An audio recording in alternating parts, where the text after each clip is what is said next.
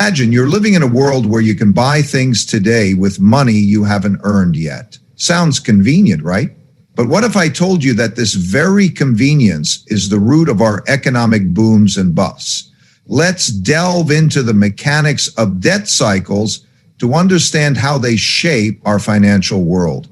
If you want to understand how the economy works, you have to start by understanding human nature. Because at its core, the economy is simply the sum of all our decisions. How much we produce, how much we consume, how much we borrow, and how much we save. And those decisions aren't always rational. They're often emotional.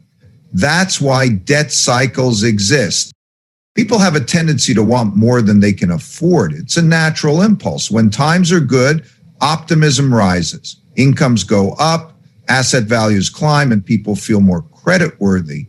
Lenders feel safer lending, and borrowers feel safer borrowing. It's self-reinforcing. Credit expands, spending increases, and the economy grows. But this growth isn't coming from productivity alone. It's being fueled by borrowed money. And when you borrow, you're essentially pulling future spending into the present. That means at some point, you'll have to reduce future spending to pay it back. That's the core of a debt cycle.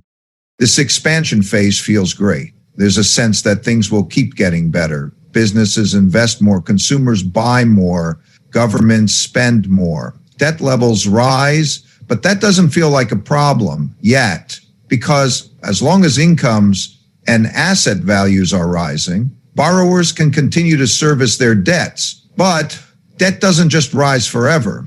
Eventually, the cost of servicing that debt, paying interest and principal, starts to catch up. When that happens, spending slows.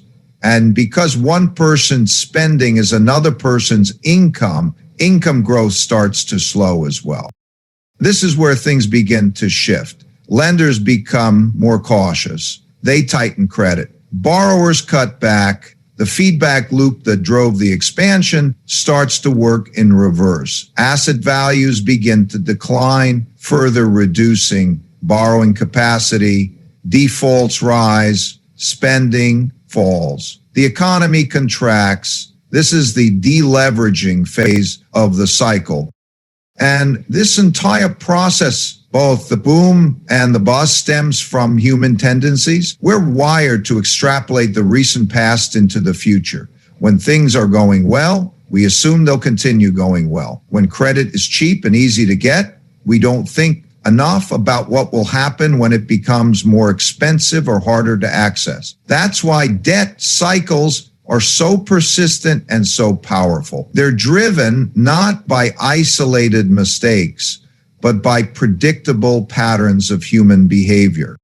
History shows us this over and over again. You can look at the Roaring '20s and the Great Depression, the post-war boom and subsequent stagflation, the 2008 financial crisis. In each case, there was a period of optimism and credit expansion, followed by a period of debt servicing stress and contraction. The technologies change, the policies change, but the behaviors don't. That's because people, by and large, it's important to understand that these cycles are not inherently bad. In fact, they're a natural consequence of how credit works in a free market economy. Credit is a powerful tool. When used wisely, it can accelerate growth and innovation. But when abused or misunderstood, it can create fragility and instability. The key is balance. Borrowing should align with the ability to repay. But because people are optimistic by nature, and because short-term incentives often dominate long-term thinking, that balance is frequently lost. There's also a strong psychological component. Debt can feel invisible during the expansion phase. The benefits are immediate: more consumption, more investment, more growth. While the costs are delayed, that makes it easy to overextend. It's only when the bills come due that the full weight of the debt becomes clear. And by that time, the system is already under stress. So that's why understanding human nature is essential to understanding debt cycles. These aren't mechanical processes, they're behavioral ones. They reflect how people respond to incentives, how they manage risk, and how they make decisions under uncertainty. If we want to manage these cycles better, we need to start with a more realistic view of human behavior. That means designing policies, institutions, and investment strategies that are resilient to the excesses of both optimism and fear. Because the reality is debt cycles will continue as long as people continue to behave like people. And the better we understand that, the better we can prepare for what's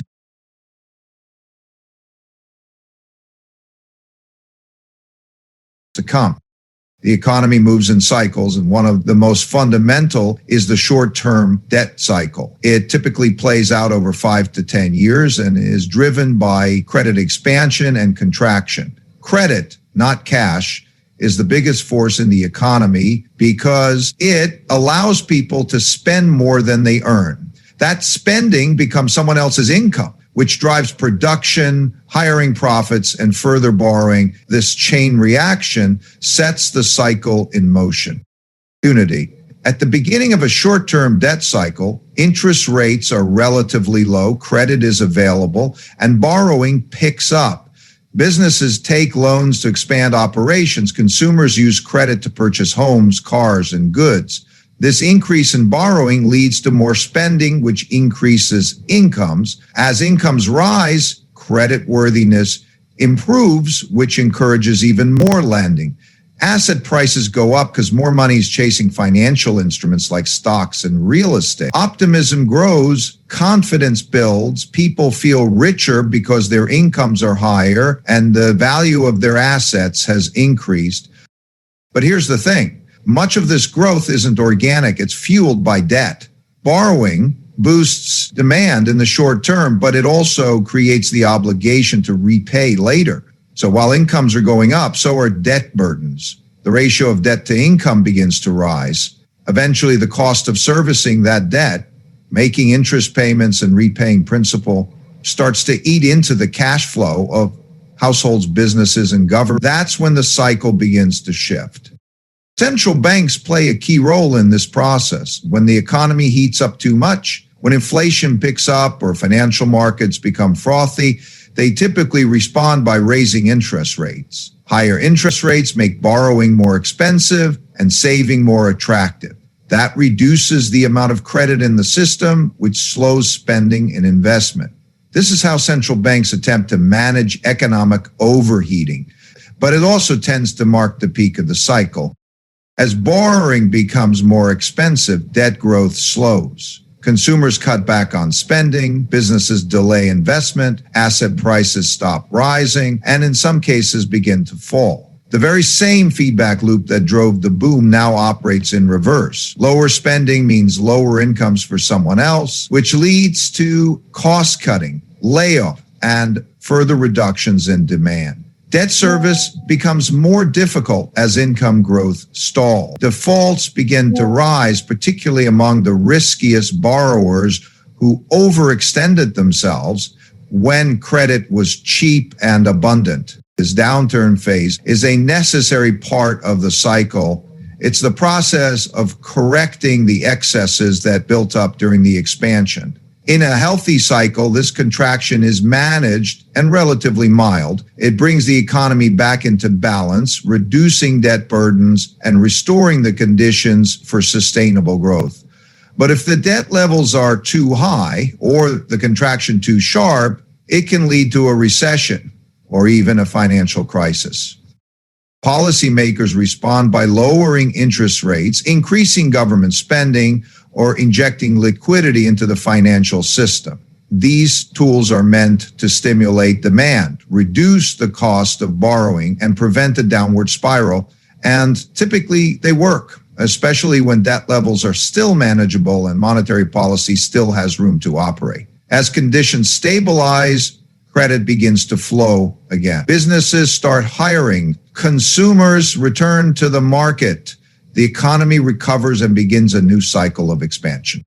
What's critical to understand is that this short-term debt cycle is largely driven by the availability and cost of credit. And that, in turn, is shaped by human behavior. People borrow more when times feel good and pull back when they feel uncertain. The tendency to move in herds, following the crowd when optimism is high and retreating in fear when the tide turns, amplifies the cycle. It's not just economic, it's psychological. This cycle has repeated many times over the decades. You can look back and see the same pattern in the early 1980s, early 1990s, early 2000s, and of course in 2008. Each period of expansion created the conditions for a contraction, and each contraction laid the groundwork for the next recovery. The tools and circumstances may differ, but the underlying mechanics remain largely the same. Understanding this cycle is crucial. It allows individuals, businesses, and policymakers to make better decisions, not by trying to avoid the cycle altogether, which is impossible, but by recognizing where they are within it and adjusting accordingly. When credit is expanding rapidly and optimism is high, that's often a time for caution. When credit is contracting and fear dominates, that's often a time for opportunity. That's the rhythm of the short-term debt cycle. And it's one of the most important forces shaping our economic lives. Over long stretches of time, typically between 50 to 75 years, debt builds up in ways that short-term policies can't easily resolve. These long-term debt cycles are far more consequential than the shorter ones because they culminate in moments when the existing system of money, credit, and economic policy reaches its limits. Unlike short-term cycles that can be managed through changes in interest rates or fiscal spending, long-term cycles require structural reset. Understanding how they unfold is key to grasping the biggest shifts in economies, markets, and societies. The long-term debt cycle begins innocently. A major deleveraging has occurred, maybe after a depression or a war, and debt levels are low. Interest rates are also low to stimulate borrowing. From this starting point, policymakers and borrowers alike begin to build. Governments run deficits to fund growth and social programs. Businesses invest, consumers borrow, credit expands, and so does the economy. Because the debt burden is small relative to income, this expansion seems sustainable. Then comes the tipping point. The economy enters a phase where debt can no longer be increased meaningfully, and the capacity to pay it back becomes strained. Deleveraging is required, but unlike short-term deleveragings, the tools that normally work, cutting interest rates or increasing government borrowing, have limited power. Interest rates are already near zero, and governments are already deeply indebted. That's when extraordinary measures become necessary. There are only a few ways out of this kind of debt problem. One is austerity, spending less to pay down debt, but austerity is painful and politically unpopular. It often leads to social unrest and lower economic growth. Another is restructuring or default, either outright or through financial repression, where savers are forced to accept lower returns while inflation erodes the value of debt. A third is printing money, monetizing the debt through central bank balance sheets. This can stabilize the system temporarily, but risks currency devaluation and inflation if taken too far. In past long-term cycles, we've seen all of these. The 1930s culminated in massive defaults and depression, followed by fiscal and monetary transformation. The post-WW2 period brought a reset through inflation and currency changes. In each case, the end of the long-term debt cycle brought about a new economic order, new monetary systems, new rules, new institutions. These are rare events, but they are defining ones. They reshape the financial landscape and determine the direction of markets and societies for generations. They are difficult to navigate precisely because they represent paradigm shifts. What worked in the past stops working. What was considered safe turns out to be risky. Assumptions are challenged and new models emerge. Recognizing where we are in this long arc is essential for any investor, policymaker, or citizen trying to prepare for the future. When debt levels are rising faster than incomes for decades, when monetary policy has reached its limit, and when political and social tensions are elevated, that's not business as usual. That's a signal that a long-term cycle is nearing its end. And while no one can predict the exact moment or shape of the reset, understanding the forces behind it gives you a major advantage. Because in economics, as in life, cycles repeat, not identically, but rhythmically, and those who understand them are far better equipped to adapt. When debt rises faster than income for a prolonged period, it creates a burden that eventually becomes unsustainable. That's when deleveraging becomes inevitable. It's not a choice. It's a process forced by economic realities. And it doesn't happen overnight. It's a grinding adjustment in which the excesses of the borrowing period are corrected, often painfully. The critical thing to understand is that every long period of credit expansion eventually leads to a point where debts can't keep growing. The system hits a wall. That wall is what triggers deleveraging. Deleveraging occurs when borrowers are no longer able to meet their debt obligations, and lenders become less willing or able to continue lending. It marks the end of a credit-driven boom and the beginning of a necessary rebalancing. The first signs usually appear when the debt service, interest and principal payments, starts to overwhelm income. Defaults begin to rise, asset prices stop climbing or start falling, confidence erodes, spending declines. That reduction in spending lowers incomes, which in turn makes the debt burden even harder to bear. It's a self-reinforcing downward spiral. What makes deleveraging different from a typical recession is that the traditional tools, like lowering interest rates, don't work as well. When debt levels are very high, even zero interest rates aren't enough to stimulate new borrowing. People are focused on reducing debt, not taking on more. That's why deleveragings tend to be prolonged. The impulse to reduce debt collides with the need to sustain spending in the economy.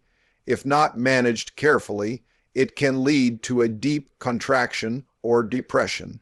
There are four main ways a society can go through a deleveraging: cutting spending, reducing debt through defaults or restructurings, redistributing wealth through taxes or other means, and printing money. Each of these has its own consequences, and none of them is painless. Cutting spending brings down debt, but also reduces income, which can deepen the downturn. Defaults wipe out debts, but also destroy wealth and confidence. Redistribution can ease the burden on the indebted, but it creates political tension.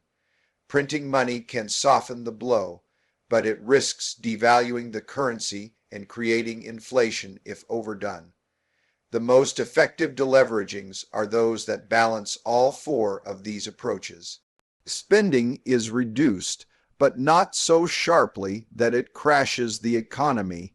Some debts are written down, but the financial system is stabilized to avoid panic. Redistribution helps maintain demand while keeping social tensions under control. And money creation is used carefully, enough to support the process, but not so much that it undermines trust in the currency. This kind of balanced deleveraging is rare, but possible. It requires thoughtful leadership, public trust, and policy coordination. Historically, there have been both painful and managed deleveragings. In the 1930s, the U.S. experienced a painful one: defaults, unemployment, bank failures, and deflation. Eventually, it required massive government spending, monetary expansion, and changes in the financial system to stabilize. A more managed deleveraging occurred in the post-2008 period. Debt levels were high, central banks cut interest rates to zero, and when that wasn't enough, they turned to quantitative easing, essentially printing money to buy financial assets and support the economy. At the same time, banks were recapitalized, and households slowly reduced their debts. It took years, but a collapse was avoided. What's consistent in every deleveraging is that the rules of the game change. What worked during the credit boom, leveraging, buying assets, chasing yield, stops working. Risk dynamics flip. Safety and liquidity become more important than return. Markets become more sensitive to policy, sentiment, and credibility. Those who understand this shift early are able to adapt. Those who don't get caught holding assets or obligations that no longer make sense in the new environment. It's also important to recognize the psychological dimension. Deleveraging is not just economic, it's emotional. The optimism of the boom gives way to fear and caution. People and institutions become more risk averse. Spending patterns shift. Investment horizons shorten. This psychological reset is necessary, but it can go too far, leading to prolonged stagnation if confidence isn't restored. Ultimately, deleveraging clears the way for a healthier foundation. Debt levels fall relative to income. Balance sheets improve. Trust can slowly be rebuilt, but the process takes time. There are no quick fixes, and if policymakers or investors ignore the reality of the debt burden and try to delay the adjustment too long, the outcome is often worse.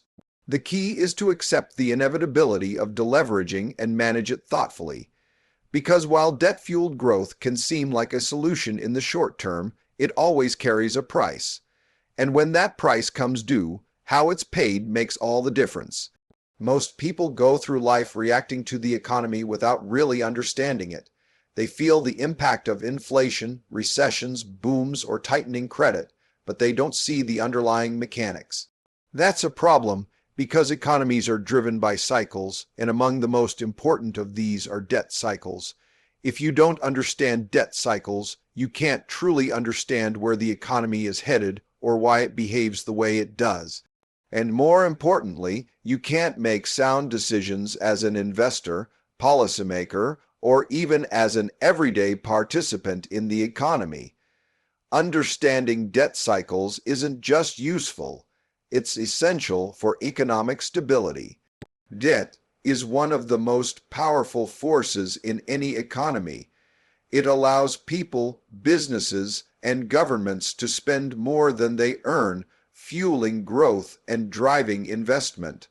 But debt is also a double-edged sword. It pulls future spending into the present, which means that at some point, that spending has to be paid back. That repayment phase is what creates the cycle. You can't just keep borrowing indefinitely. There's a limit, and when that limit is reached, the consequences ripple through the entire system. What makes debt cycles especially critical is how they amplify both the highs and the lows of the economy. During the expansion phase, debt grows faster than income. People borrow to buy homes, build businesses, or finance consumption. This increases demand, which leads to rising incomes and asset prices. Because borrowers look more creditworthy, lenders become more willing to lend. This cycle feeds on itself. Optimism grows, leverage builds, but this growth isn't coming just from real productivity. It's being propped up by debt. And eventually, the cost of servicing that debt becomes too high relative to income. That's when things reverse. When debt growth slows or reverses, spending contracts. Asset prices decline, income falls. And because one person's spending is another's income, the downturn spreads. This is the deleveraging phase, and if not understood and managed properly, it can spiral into a crisis. But here's the key point. These cycles are not random. They're logical, even predictable, once you understand the cause and effect relationships. Debt cycles are a function of how credit works and how humans behave. The short-term debt cycle, which plays out over roughly 5 to 10 years, is largely driven by central bank policy. Interest rates go up and down in response to inflation, growth, and employment. These cycles are common and manageable with standard tools, adjusting rates, tweaking spending, or modifying regulations. But the long-term debt cycle, which can last 50 to 75 years, is different. It's shaped by decades of accumulating debt and gradually declining interest rates. When rates hit zero or near zero, central banks lose their most powerful lever. That's when the real vulnerabilities in the system become exposed. This is why understanding debt cycles matters so much. If leaders and participants don't see the cycle, they'll mistake the symptoms for the problem. They'll treat a deleveraging as just another recession and use tools that no longer work. They'll try to stimulate borrowing when the real issue is too much debt, and they'll delay necessary adjustments, making the eventual correction more painful. On the other hand, when you understand the dynamics of debt cycles, you can make smarter decisions. You can recognize when growth is being driven more by credit than by productivity. You can assess the sustainability of debt levels in relation to income. You can anticipate the policy responses that are likely to come and the ones that won't work. And most importantly, you can prepare. Whether you're managing a portfolio, running a business, or shaping public policy, this kind of understanding gives you an edge. Stability in the economy doesn't come from avoiding cycles. That's not possible. It comes from managing them well, and good management begins with a deep understanding of how they work. When we fail to see the patterns, we overreact, we misdiagnose, and we create more instability. But when we see the full picture, the buildup, the peak, the decline, and the reset, we're better equipped to respond with the right tools at the right time. History makes this point again and again. The great crashes, the lost decades, the deep recessions, they all stem from cycles that were misunderstood or ignored. And the economies that recovered fastest were the ones where leaders acknowledged the debt dynamics early and took action accordingly. There's no avoiding the rhythm of the cycle, but there is a right way to dance with it. Understanding debt cycles doesn't just help us survive the economic ups and downs, it helps us create a more stable, resilient, and predictable future. In conclusion, debt cycles are fundamental to our economic system. They reflect our collective behaviors and decisions. By studying these patterns, we equip ourselves with the knowledge to navigate the financial world more effectively. Remember, the key to economic stability lies in understanding the forces that drive it.